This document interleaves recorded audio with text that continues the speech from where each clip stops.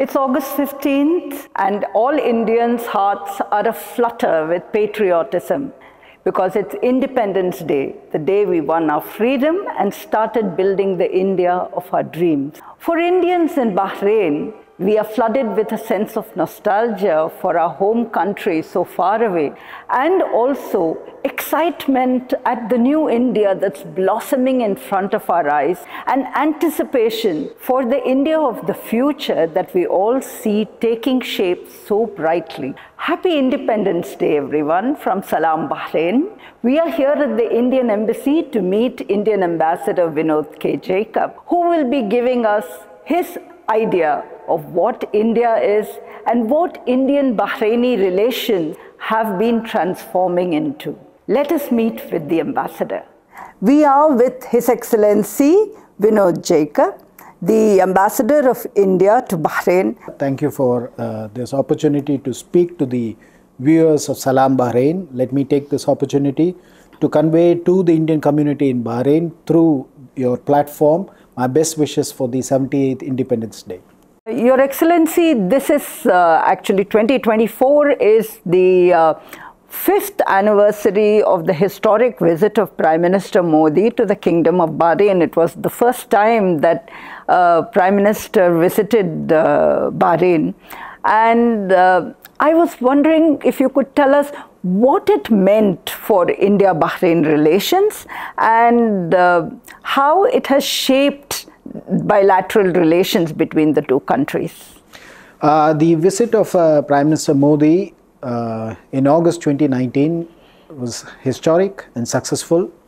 It was a state visit, and he had excellent discussions with the Bahraini leadership, His Majesty King Hamad and His Royal Highness Prince Salman. His delegation had very fruitful discussions with the Bahraini side. There was consensus reached on expanding the cooperation in different spheres. If there is a direct correlation between a high-level visit and the subsequent development in bilateral relations, this was one such visit. Because let me explain it with some statistics. If you look at the investment that has come into Bahrain since 2019, the data shows that in the past 5 years, 40% increase has occurred. Wow. In fact, Q1 2023 to Q1 2024, $200 million US of investment has come into Bahrain from India. There is a direct correlation between Prime Minister's visit and this development. The investment from Bahrain into India has also increased since then. When you look at the trade composition and the trade gap, the trade composition, when we look at India's export basket, traditionally India used to export food items, poultry, dairy and other products. But now if you see with the engineering goods, electronic goods, they are at the top of the Indian export basket. The trade gap, I am happy to share with you, has also reduced quite substantially. For the period April 2023 to March 2024, the trade gap between India and Bahrain was a minuscule $80 million US. This is down from $100 million US in 2 years back. So you can see there is a sense of purpose to this relationship, and this purpose is directly coming from the consensus reached during Prime Minister's visit. At the outset, I'd like to say it's a very welcome development. More and more Indian companies establishing a presence in Bahrain, contributing to the economic prosperity of Bahrain. The Taj Group, of course, is well known for its contribution to the India growth story, and I hope that they will be able to have a successful stint here and continue their journey of expanding to different parts of the world, taking the India growth story to different parts of the world. Definitely, I totally agree with you that tourism will be helped by this development.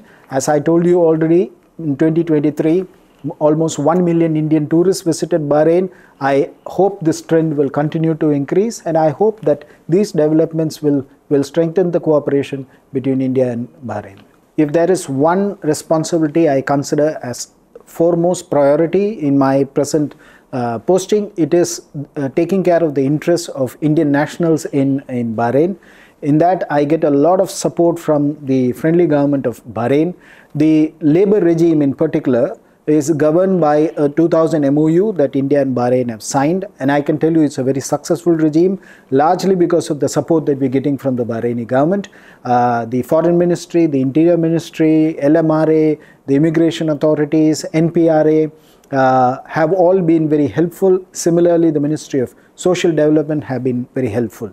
Having said that, when we look at the specific statistics, I've been doing this open house on the last Friday of every month. Invariably, that's the default date, the last Friday of every month. And any member of the Indian community who is an Indian passport holder can walk into the embassy during that time without any prior appointment, have a discussion with me and my team to resolve the issues.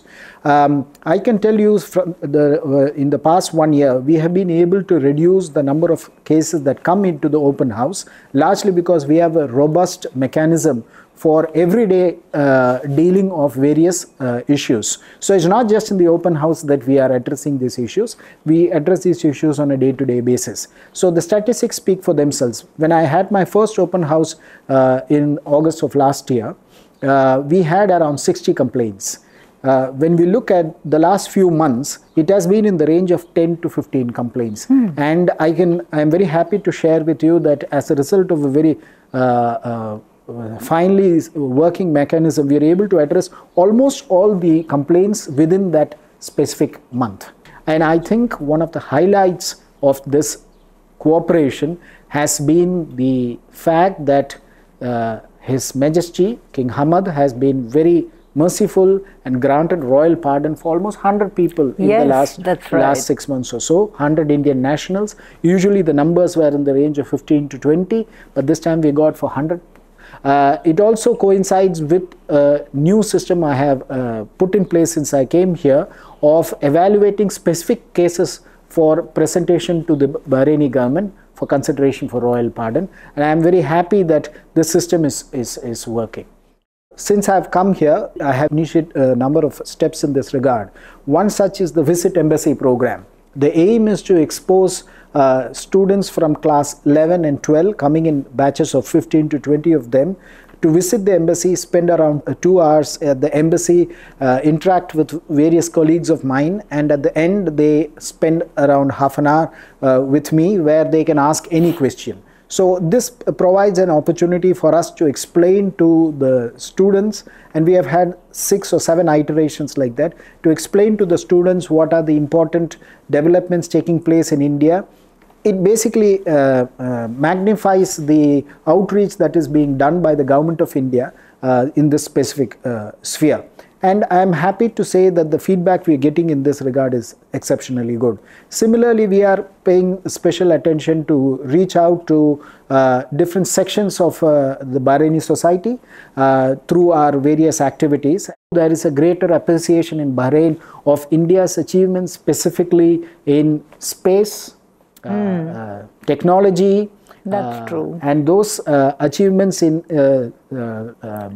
applications of science, and also India's potential in terms of the entertainment industries around the world, and something that is happening even as we talk, a much greater appreciation of what Indian cuisine means for the rest of the world. So I think that message is well appreciated here, and I think the current generation of young Bahrainis, at least I am able to see in the last 1 year, that there is appreciation of what India stands for and India's values and India's contribution.